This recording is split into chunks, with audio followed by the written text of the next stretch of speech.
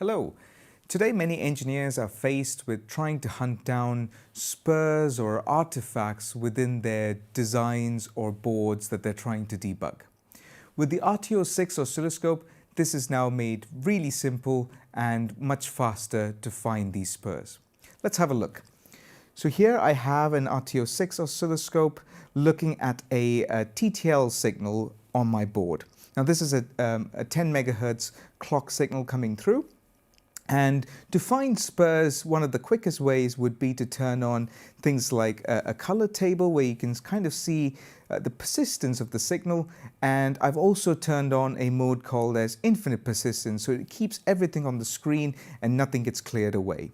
So on the face of it, it looks like a really nice clean signal, hardly any spurs and so on.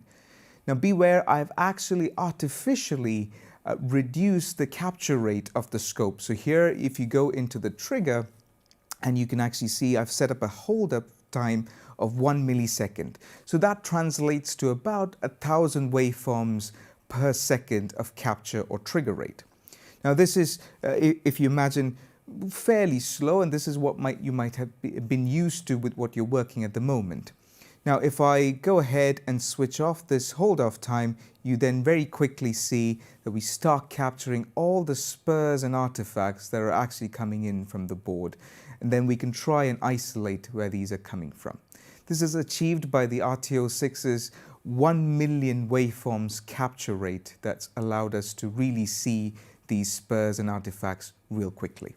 I hope that helps in understanding how you can try and solve and debug your boards much quicker. Thanks for watching.